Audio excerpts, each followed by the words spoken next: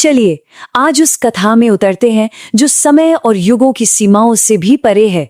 ये कहानी है उस परम तत्व के प्राकट्य की जो अजन्मा है, अनंत है। ये गाथा है महादेव के उद्भव की, या यूं कहें उनके प्रकटीकरण की। अब यहीं पर एक बहुत ही दिलचस्प और गहरा सवाल उठता है और यही आज की हमारी इस चर्चा का केंद्र है। तो चलिए इस रहस्य को जरा और गहराई से समझते हैं। जो स्वयं अजन्मा है, जिसका न कोई आदि है न कोई अंत, उसका आरंभ भला कैसे हो सकता है? शास्त्रों के अनुसार शिव का कोई जन्मकाल नहीं, कोई मृत्यु का क्षण नहीं। फिर भी एक समय ऐसा आया जब इस ब्रह्मांड को उनके स्वरूप की, उनकी साक्षात उपस्थिति की जरूरत पड़ी। और जानते हैं, इस पूरे रहस्य की चाबी इसी बात में छिपी है। शिव की कहानी जन्म की है ही नहीं, ये प्रकटीकरण की है।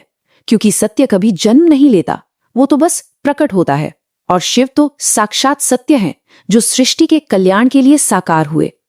इस दिव्य प्राकट्य को समझने के लिए ना हमें वक्त में बहुत पीछे जाना होगा। एक ऐसे समय में जब कुछ भी नहीं था, सृष्टि से भी पहले का वो अनंत परम शून्य। एक पल के लिए कल्पना कीजिए, एक ऐसा समय जब ना ये धरती थी, ना आसमान, ना तारे, ना कोई ग्रह, यहां तक कि रोशनी और अंधेरे का भी कोई वजूद नहीं था, कोई भेद नहीं था। सिर्फ और सिर्फ एक अनंत शून्य था। एक ऐसी अवस्था जहां न कोई आवाज थी, न कोई हलचल, न कोई रूप, केवल परम शांति, परम मौन। पर उस गहरे सन्नाटे और शून्य के भीतर भी एक सत्ता थी, परम ब्रह्म, निराकार, निर्विकार, अनंत चेतना। पर ब्रह्म यानी वो परम सत्य, वो परम शक्ति जिससे सब कुछ उभरता है।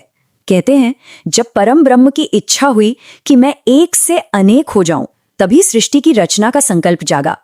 लेकिन रचना के साथ साथ संतुलन के लिए संहार भी जरूरी था, क्योंकि बिना अंत के किसी नई शुरुआत की कल्पना भी नहीं की जा सकती। और बस यहीं से कहानी का वो हिस्सा शुरू होता है जो सच में हैरान कर देता है। वो पल जब निराकार चेतना ने पहली बार आकार लिया। उस अनंत शून्य के बिल्कुल बीच में अचानक एक दिव्य रोशनी फैलने लगी। ये प्रकाश ना तो सूरज जैसा तेज था, न ही चांद जैसा ठंडा। ये असीम, तेजस्वी और परम शांत दोनों एक साथ था। ऐसा लगा मानो उसमें अनगिनत ब्रह्मांडों की ऊर्जा एक साथ समा गई हो। और फिर उस रोशनी के पुंज के अंदर से धीरे धीरे एक आकृति उभरने लगी। एक त्रिनेत्रधारी स्वरूप, जटाओं में गंगा का प्रवाह, मस्तक पर अर्ध चंद्र शोभायमान और गले में सर्प लिपटा हुआ। कहते हैं जब देवताओं और ऋषियों ने उस दृश्य को देखा तो उनकी तो जैसे पलकें झपकना ही भूल गईं। उन्होंने स्वयं सत्य को, चेतना को अपने साकार रूप में देख लिया था। और जैसे ही महादेव प्रकट हुए, आप यकीन मानिए पूरे ब्रह्मांड की ऊर्जा जैसे अपने आप एक व्यवस्था में बंध गई। शून्य को अपना स्वामी मिल गया था। जैसे ही उन्होंने अपनी आंखें खोली, पूरे ब्रह्मांड में पहली बार ओम की ध्वनि गूंजी। और ये सिर्फ एक शब्द या आवाज नहीं थी, नहीं, ये तो पूरे ब्रह्मांड की, आप कह सकते हैं, धड़कन थी। वो मौलिक कंपन जिससे हर चीज का निर्माण होना था। और देखिए कैसे सब कुछ एक दूसरे से जुड़ता है। इसी ओम की गूंज से आकाश, वायु, अग्नि, जल और पृथ्वी, ये 5 महाभूत प्रकट हुए। अब जाकर सृष्टि का आधार तैयार हुआ था। लेकिन इतनी विशाल रचना को चलाएगा कौन? तभी ब्रह्मा जी सृष्टि की रचना के लिए और विष्णु जी उसके पालन पोषण के लिए प्रकट हुए। और शिव ने स्वयं संहार का जिम्मा लिया, ताकि ब्रह्मांड में सृजन और विलय का ये चक्र, ये संतुलन हमेशा बना रहे। अब यहाँ संहार शब्द को ठीक से समझना बहुत जरूरी है। अक्सर लोग इसका मतलब विनाश समझ लेते हैं, पर ऐसा है नहीं। संहार का असली मतलब है नकारात्मकता, असत्य और अधर्म का अंत करना, ताकि एक नई और सकारात्मक ऊर्जा के लिए जगह बन सके। तो ये एक कल्याणकारी क्रिया है, विनाश नहीं। तो ये कहानी सिर्फ एक ब्रह्मांडीय घटना के बारे में नहीं है, नहीं, इसके पीछे एक बहुत गहरा आध्यात्मिक सच छिपा हुआ है जो हम सब से जुड़ा है।